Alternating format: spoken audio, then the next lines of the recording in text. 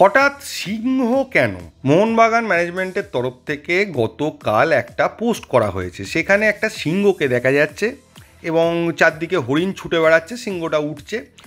তো ওইটা নিয়ে ডিটেল আলোচনা করব। অনেকেই অনেক রকমভাবে জিনিসটাকে ব্যাখ্যা করেছেন, কার কি মনে হয়েছে দেখে সেটা বলেছেন, বিভিন্ন ইউটিউব চ্যানেলে বলা হয়েছে। তো ওটা নিয়ে আমার কি মনে হচ্ছে সেটা আপনাদের জানাবো। এছাড়া মোহনবাগান রিলেটেড এবং আরও কয়েকটা খবর রয়েছে, সব কিছু মোহনবাগান রিলেটেড না হলেও কিছু খবর রয়েছে, ইম্পর্টেন্ট খবর, সেগুলো আপনাদের সঙ্গে শেয়ার করে নেব। সবার আগে জানাই তাজিকিস্তানের বিরুদ্ধে আজকে কিন্তু ইন্ডিয়া আন্ডার-23 একটা ম্যাচ আছে, সেটা 8:30 থেকে দেখানো হবে। ইউটিউবের কোনো একটা চ্যানেলে দেখানো হবে, এক্স্যাক্টলি জানা যায়নি, তবে খেলনাও শুনছিলাম লাইভ স্ট্রিম করবে।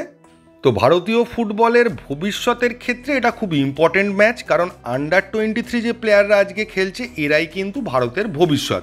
তো তারা কিভাবে এগোচ্ছে, কতটা উন্নতি করলো, তাদের কীরকম খেলার কোয়ালিটি রয়েছে, সেগুলো কিন্তু আজকের ম্যাচে দেখা যাবে। তার সঙ্গে আমাদের দীপেন্দু বিশ্বাস আছে ওই টিমটাতে, সোহেল আহমেদ ভাট আছে ওই টিমটাতে। নেক্সট চলে আসি আই লিগের কথায়। আই লিগের চ্যাম্পিয়ন আপনারা সকলেই জানেন যে এখনও ঘোষণা হয়নি, গতকাল খবরটা বেরিয়েছে, অনেকেই জানতে পেরেছেন, অনেকেই জানেন না। তাদের জন্য বলে রাখি, ইন্টার কাশির যে এআইএফএফের ডিসিশান ছিল চার্চিল ব্রাদার্স চ্যাম্পিয়ন হয়েছে, সেই ডিসিশানের বিরুদ্ধে কিন্তু সিএএসএ বা ক্যাসে অ্যাপিল করেছিল। সেখান থেকে গতকাল ভার্ডিক্ট চলে এসছে এবং তারা জানিয়েছে ইন্টার কাশির দাবি সঠিক ছিল, তাদেরকে 3 পয়েন্ট দেওয়া হয়েছে।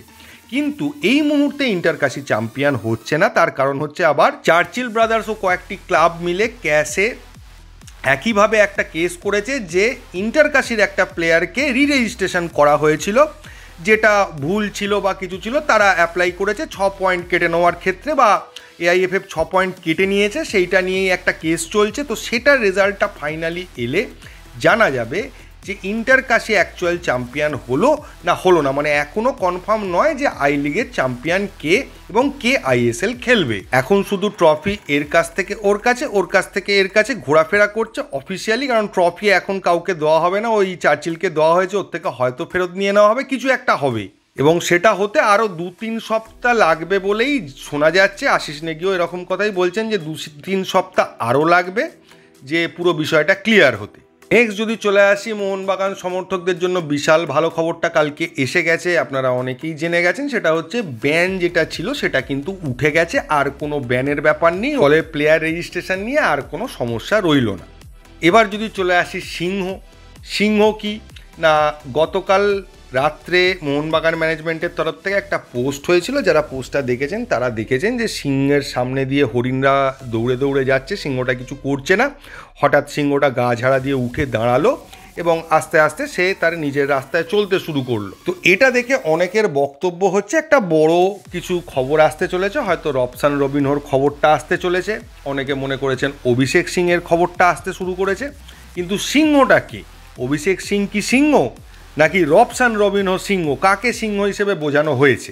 আমার কিন্তু ব্যক্তিগতভাবে মনে হয়েছে সিংহ বলতে কিন্তু মোহনবাগানকেই বোঝানো হয়েছে। এবং ছবিতে যেটা দেখা যাচ্ছে বা ভিডিওতে যেটা দেখা যাচ্ছে, সামনে দিয়ে প্রচুর হরিণ ঘুরে যাচ্ছে, দৌড়চ্ছে, কিন্তু সিংহ কোনো শিকার করছে না, সিংহ দেখছে, সিংহের প্রয়োজন নেই, খিদে পায়নি তাই শিকার করছে না।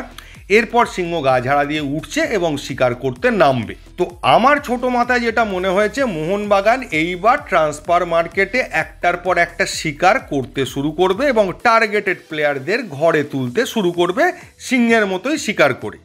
তো ভিডিওতে যেমন সিংহ গা ঝাড়া দিয়ে উঠছে, আর এতদিন পর্যন্ত যত শিকাররা ছিল এদিক ওদিক ছুটে বেড়াচ্ছে, এদিকে যাচ্ছে ওদিকে যাচ্ছে, যেরকম ট্রান্সফার মার্কেটে চলছিল, এ ওকে তুলে নিচ্ছে, ও তাকে তুলে নিচ্ছে, ওখানে সই করছে, ও সেখানে সই করছে, মোহনবাগান নিস্তব্ধ ছিল, কোনো রকম কোনো মুভমেন্ট মোহনবাগানের থেকে দেখা যায়নি। এবং আমরা সমর্থকরাও বলছিলাম মোহনবাগান কি করছে, একদম ঝুল ট্রান্সফার মার্কেট। তো ভিডিওয়ে দেখা যাচ্ছে সিংহ গা ঝাড়া দিয়ে উঠেছে, তার মানে মোহনবাগান ম্যানেজমেন্টও এবার গা ঝাড়া দিয়ে উঠেছে, এবার তারা শিকার করতে শুরু করবে এবং একটা একটা করে প্লেয়ারদের তুলবে। এবার সেটা আস্তে আস্তে অভিষেক সিং হতে পারে, রবসান রবিনও হতে পারে, আরও মেহতাব সিংও হতে পারে, বিভিন্ন প্লেয়ার রয়েছে, মোহনবাগান একটা একটা করে তুলে নিজের ঘরে আনবে, সেটা বোঝানোর চেষ্টাই আমার মনে হয়েছে এটা করেছে মোহনবাগান ম্যানেজমেন্ট। তো আপনাদের কি মনে হচ্ছে এইটা দেখে? আপনাদের মতামত কি এই সিংহের মানে? আপনারা কি বুঝেছেন বা আপনাদের মাথায় কি আসছে সেটা আপনারা জানাবেন। আমার ধারণা ভুল হতে পারে, আমি আগেই বলছি, কিন্তু আমার ছোট মাথায় এইটুকুই মনে হয়েছে।